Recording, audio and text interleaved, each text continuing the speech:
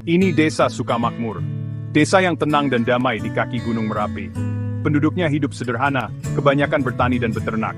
Udara di sini sejuk, pemandangannya indah, jauh dari kebisingan kota. Tapi, di balik keindahannya, desa Sukamakmur menyimpan banyak cerita. Ada legenda dan mitos yang diceritakan turun-temurun. Salah satunya cerita tentang keris Omyang Jimbe. Sebuah pusaka keramat penuh misteri, dan konon dijaga oleh kekuatan gaib. Warga desa percaya, keris Omyang Jimbe dibuat oleh seorang ahli pembuat keris sakti, namanya Empu Daruna. Beliau adalah tokoh legendaris yang menguasai ilmu membuat senjata dan ilmu spiritual. Katanya, Empu Daruna mendapatkan ilmunya dari penunggu Gunung Merapi. Cerita tentang keris Omyang Jimbe ini terus diceritakan dari generasi ke generasi. Bikin penasaran sekaligus sedikit ngeri.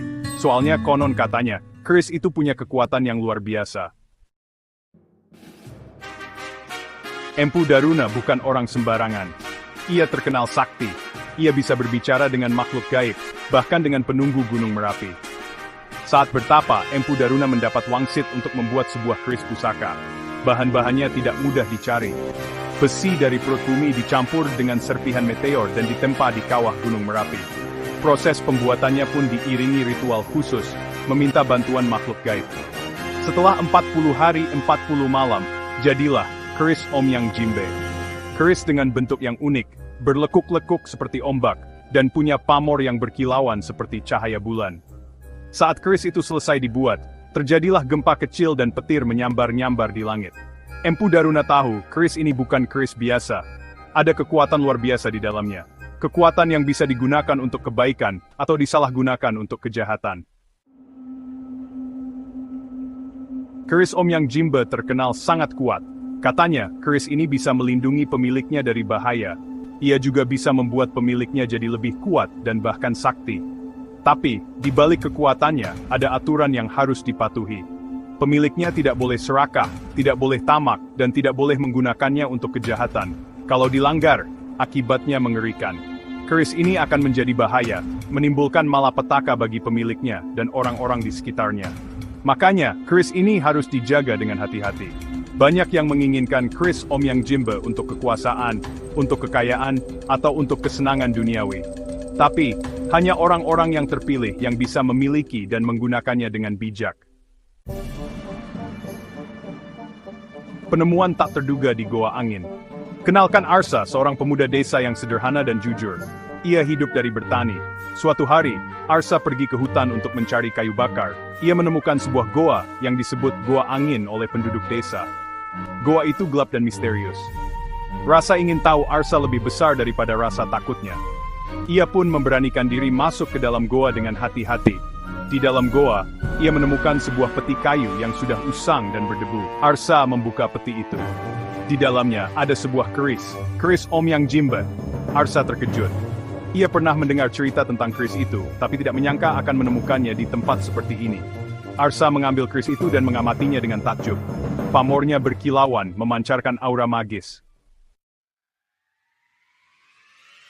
Kehidupan Arsa berubah drastis. Sejak menemukan keris Omyang Jimbe, hidup Arsa berubah drastis. Ia merasa lebih kuat dan bertenaga. Panennya selalu berhasil dan ia selalu selamat dari bahaya. Berita tentang Arsa tersebar, banyak orang datang meminta bantuan. Ada yang sakit, ada yang sedang susah. Arsa membantu mereka dengan keris Omyang Jimbe. Ajaibnya, semuanya sembuh dan masalah mereka teratasi. Arsa menjadi pahlawan desa. Ia disanjung dan dipuja. Kehidupannya yang dulu sederhana berubah menjadi penuh kemewahan. Ia membangun rumah besar, membeli banyak tanah, dan hidup bergelimang harta. Melanggar sumpah dan mengundang petaka. Seiring berjalannya waktu, Arsa terlena. Ia lupa kalau keris Omyang Jimbe bukan miliknya. Ia hanya penjaga. Ia mulai menggunakan keris itu untuk kepentingannya sendiri.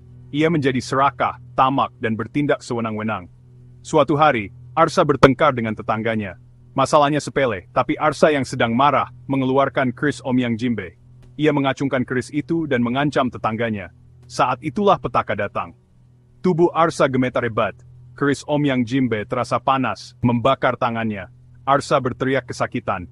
Ia mencoba melepaskan keris itu, tapi tidak bisa. Keris itu seperti menempel di tangannya.